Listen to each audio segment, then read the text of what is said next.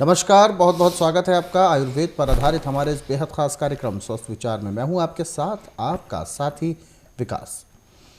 दर्शकों, आयुर्वेद हमें प्रकृति से जोड़ता है और प्रकृति हमें जो आशीर्वाद देती है, जो वरदान हमें देती है, उसका सही इस्तेमाल करना, उसकी सही जानकारी रखना मनुष्यों का कर्तव्य है। लेकिन क्या हम अपने इस कर्तव्य को निभा पा रहे हैं? लेकिन ऐसा नहीं है।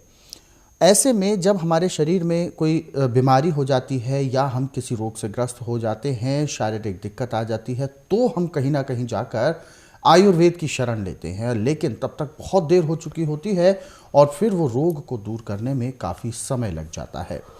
हम ये कार्यक्रम आपके लिए लेकर आते हैं ताकि आप तमाम वो बातें जान सकें, तमाम वो रहस्य आयुर्वेद के जान सकें, जिनके माध्यम से आप अपने रोगों को दूर कर सकें।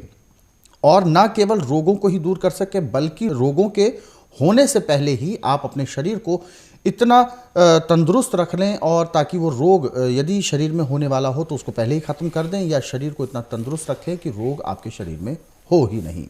और इन सभी विषयों को हम तक पहुंचाने के लिए, आप तक पहुंचाने के लिए हमारे साथ स्टूडियो में मौजूद हैं जाने माने आयुर्वेद के ज्ञाता, गायत्री सिद्ध पंडित श्री लक्ष्मण दास रतन भारद्वाज जी। तो चलिए गुरु जी का स्वागत करते हैं, कार्यक्रम की शुरुआत करते हैं। गुरु जी, बहुत बहुत स्वागत है। नमस्कार। नमस्कार।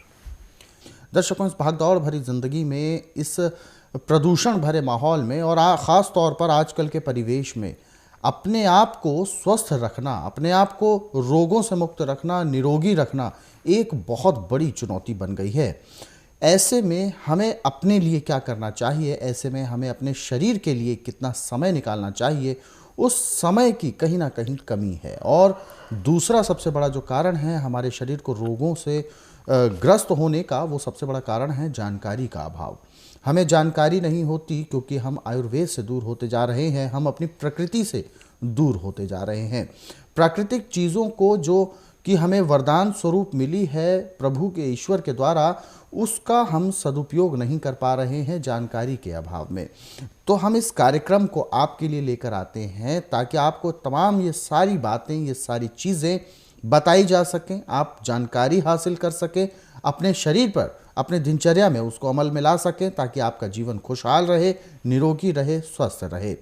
इसीलिए हम आपसे अनुरोध भी करते हैं कि जब भी आप इस कार्यक्रम को देखने बैठते हैं, कॉपी और पेन लेकर ज़रूर बैठें, क्योंकि समय समय पर जो उपचार, जो नुस्खे आपको बताए जाते हैं, वो आप नोट कर लें, लिख लें, याद कर लें, ताकि आपको पूरे उम्र भर वो नुस्खे आपके साथ रहें और आपको फ़ायदा देते रहें। यदि आपके साथ किसी प्रकार का कोई रोग है, कोई शारीरिक कष्ट है जिसको लेकर आप काफ़ी परेशान रहते हैं, तो आप उस रोग की चर्चा इस कार्यक्रम के दौरान कर सकते हैं, क्योंकि ये लाइव कार्यक्रम है। फ़ोन उठाइए, हमें कॉल कीजिए या व्हाट्सएप के ज़रिए मैसेज कर सकते हैं। नंबर आपकी टीवी स्क्रीन पर है। चलिए कार्यक्रम को आगे बढ़ाते हैं और एक नए विषय पर आज चर्चा करते हैं। गुरुजी, आज के इस अंक में हम बात करेंगे गाजर को लेकर। और गाजर खास तौर पर एक मौसम का ऐसा फल है जो मौसम में ही केवल मिलता है, और जिसे कहते हैं स्वस्थ आहार जो होता है वो गाजर का, वो मौसम में ही मिल पाता है। आप भी गाजर को लेकर काफ़ी अपने औषधियाँ बताते हैं, काफ़ी गाजर का इस्तेमाल आप बताते हैं बहुत बेहतर तरीके से। ऐसे में हम जानना चाहेंगे, ये तो बात हुई मौसम की, जो मौसम में हमें गाजर मिलती हैं उससे औषधि का हम कैसे इस्तेमाल कर सकते हैं। अब हम बात करेंगे बिना मौसम के, तो क्या बिना मौसम में इन औषधियों का इस्तेमाल नहीं किया जा सकता? और साथ ही साथ हम जानना चाहेंगे गाजर के और महत्वाकांक्षी, महत्वपूर्ण उपयोग। देखिए, सर्दी के मौसम में जो गाजर आपको पतली मिलती है, उस गाजर को आप माला के रूप में प्रयोग करके छाया में कमरे के अंदर या रसोई घर में खुट्टी में टांग के सुखा लें। उसको सुखा करके संभाल के रख लें। अब एक माला में कम से कम 2-2.5 किलो गाजर आपकी जब ताज़ी है तो उसका वज़न होगा, परंतु सूखने के बाद उसका ज़्यादा ज़्यादा वज़न 70-80 ग्राम रह जाएगा। जब गाजरें आपकी समाप्त हो गई हैं तो अब जो गाजरें आपने माला बना के सुखा रखी हैं, एक माला लेके उसको धागे में से निकाल के उसको कूट लें अच्छी तरह। कूट के एक किस्म का जैसे आटा होता है, ऐसे बारीक आटा बना लें। अब ये 70 ग्राम है चाहे 100 ग्राम है, इसमें आपको 2 किलो गन्ने का रस लेना पड़ेगा। गन्ने का ताज़ा रस 2 किलो लेके उसको गाजरों को मिला के धीमी आंच पे इतना उबालना है कि 2 किलो का आपके पास 1 किलो बचे। अब जब 1 किलो के लगभग बचा नीचे उतार लें। जब ये लगभग 15 से 20 डिग्री गर्म रह जाए तो इसके अंदर आधा किलो शहद मिला दें। अब शहद मिला के इसको अच्छी तरह फाँट करके अब आप इसको बोतल में भर के रख सकते हैं। अब ये आपकी एक बोतल आपकी 4 दिन चलेगी। इसको बोलते हैं गाजर का शरबत। आँखों की ज्योति को बढ़ाने के लिए, लीवर को मजबूत करने के लिए, फेफड़ों को ऑक्सीजन लेने के लिए, दिल की धड़कन को मिटाने के लिए ये गाजर का शरबत एक किस्म का अमृत है। और यदि आप इसमें टेस्ट भी करना चाहते हैं तो आप इसमें गुलाब के फूल का अर्क भी डाल सकते हैं या गुलाब का जल भी मिला सकते हैं। इससे आपको और भी ज़्यादा लाभ होगा, कमी नहीं होगी। क्योंकि गाजर सूखी हुई जो है, जब गन्ने के रस में उबाल के इसको लेते हैं शहद मिला के, तो जो ताज़ी गाजर के गुण हैं वही गुण इसके अंदर मौजूद रहते हैं। परंतु धूप में कभी भी गाजर नहीं सुखानी। और दूसरा इसका तरीका है कि अब जैसे सीजन अच्छा है, गाजर सस्ती है, आप इसका चार बना सकते हैं, मुरब्बा बना सकते हैं। मुरब्बा तो आपको दिल की धड़कन के लिए, कब्ज को तोड़ने के लिए, आँखों की ज्योति को बढ़ाने के लिए, और जिनके पेट में हर्निया है उनको बिना ऑपरेशन से ठीक करने के लिए एक किस्म का अमृत है। परंतु यदि आप गाजरें सुखा नहीं सकते तो मुरब्बा ही खाने का कोशिश करें। परंतु मुरब्बा जो आपका गाजर का हमेशा शहद में होना चाहिए। चीनी का मुरब्बा जो है इसका नुकसान करता है। और गाजर की यदि आपने सब्जी भी बनानी है तो उसको नमक नहीं डालना पड़ेगा, या तो बिना नमक के बना के खा सकते हैं, या उसका हलवा बना के खा सकते हैं, बर्फ़ी बना के खा सकते हैं। परंतु यदि आप नमक गाजर के बीच में मिला देते हैं तो इसके सारे गुणों का सर्वनाश हो जाता है। क्योंकि iodine, sodium, potassium, magnesium, phosphorus में मैग्नीशियल, सिलिकॉन, ये सब कुछ गाजर के अंदर मौजूद होता है। जितनी हमारे शरीर को ज़रूरत है उतना पूरा होता है। और जब हमारे अंदर सोडियम की कमी पड़ती है, फास्फोरस की कमी पड़ती है, तो हमें बहुत लंबी बीमारियों से जूझना पड़ता है। परंतु गाजर खाने वाले को कभी किसी किस्म का रोग नहीं होता। ये पैर के तलुओं से सिर के बाल तक के हर एक रोग को ऐसे नष्ट करती है जैसे कूड़े करकट के ढेर को माचिस की तिल्ली जला के समाप्त करती है। दर्शकों, आप भी हमारे साथ इस कार्यक्रम से जुड़ सकते हैं। नंबर आपकी टीवी स्क्रीन पर जो चलाए जा रहे हैं, इन नंबर्स पर आप अभी कॉल करें और लाइव कार्यक्रम में अपने जहन में उठ रहे सवालों को पूछ सकते हैं, गुरुजी से मार्गदर्शन प्राप्त कर सकते हैं। एक कॉलर है हमारे साथ लाइन पर, आइए बात करते हैं उनसे, जानते हैं क्या है समस्या। हेलो, नमस्कार जी। नमस्कार, क्या नाम है आपका? मेरा नाम बालकृष्ण है जी, जम्मू से बोल रहा हूँ। बालकृष्ण जी, अपना सवाल पूछिए, गुरुजी सुन रहे हैं आपको। प्रकाश जी, बात यह है कि शुगर है तो शुगर की दवाई कितनी खानी पड़ती है? शुगर के लिए क्या अकेली शुगर की दवाई नहीं खानी चाहिए, क्योंकि शुगर किस कारण से है। नाड़ी परीक्षण करा के करते हैं तो महीने 1.5 महीने में रोग समाप्त होता है, शुगर बिल्कुल नॉर्मल आ जाती है। और सिर्फ दवाई मंगवाएंगे तो आपको 2.5-3 महीने दवाई खानी पड़ेगी, शुगर तो कंट्रोल हो जाएगी, परंतु उससे ये गारंटी नहीं कि कितने दिन तक कंट्रोल रहेगी। क्योंकि जैसे आप मैदे की चीज़ें खाएंगे, ठंडा पानी पिएंगे, चाय पिएंगे, फिर शुगर आपको बढ़ेगी। और नाड़ी परीक्षण करा कर कराते जो परहेज बताए जाएंगे वो करेंगे तो अब आपको आखिरी सांस तक कभी भी शुगर नहीं होगी। मैं 2010 में बाबा के पास आया था। मैं जयप्रकाश रेवाड़ी से 2010 में बाबा के पास आया था सर्वाइकल के दर्द के लिए। बड़े से बड़े डॉक्टरों ने कहा कि आपको सर्वाइकल स्पॉन्डोलाइट है, लेकिन बाबा ने मेरे को यहाँ नब्ज देख के इलाज दिया और मैं 15 दिन के अंदर बिल्कुल ठीक हो गया। अब फिर दोबारा मेरे को ये डॉक्टर माइग्रेन का दर्द बता रहे हैं हम सिर में। अब 3 महीने से मेरे को मतलब सिर में दर्द हो रहा है। मैंने बड़े बड़े डॉक्टरों को दिखाया, रेवाड़ी, दिल्ली, जयपुर, जो भी डॉक्टर कहते हैं CT स्कैन करके कि माइग्रेन का दर्द है। लेकिन बाबा के आके यहाँ मैंने नाड़ी परीक्षण कराया और बाबा ने मेरे को 15 दिन का दवाई दिया था।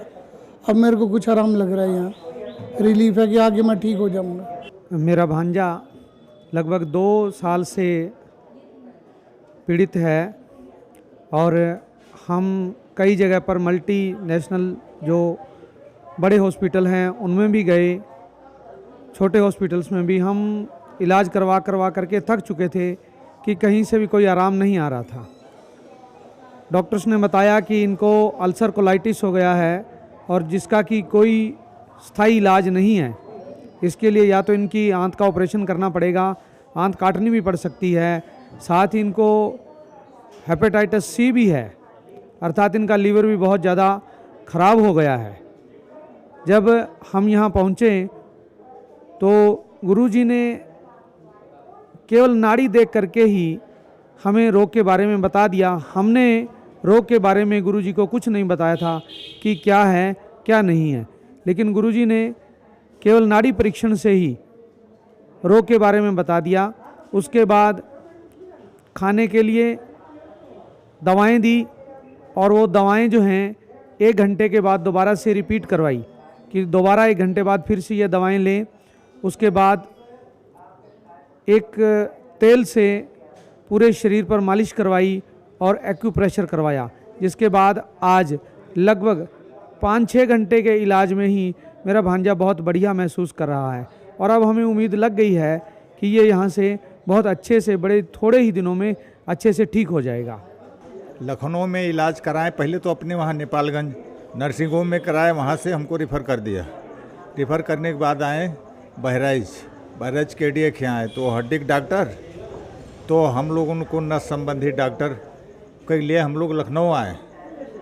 लखनऊ हम 2 महीना तक दवाई लखनऊ से करें, थोड़ा फ़ायदा हुआ, जितना होना चाहिए उतना तो फ़ायदा नहीं हुआ। हाँ, इधर उधर पकड़ के आदमी चलाने लगे।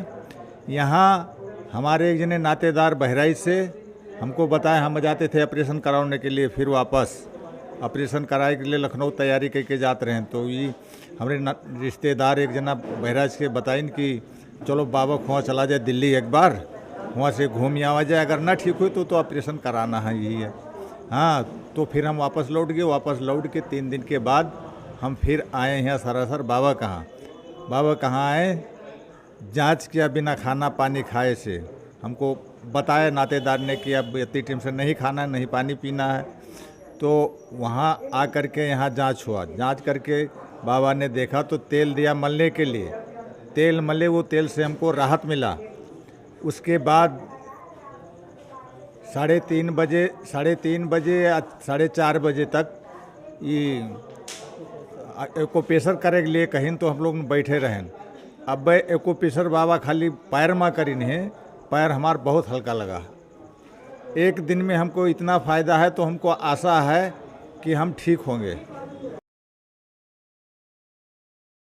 एक कॉलर हैं, आइए बात करते हैं उनसे। हेलो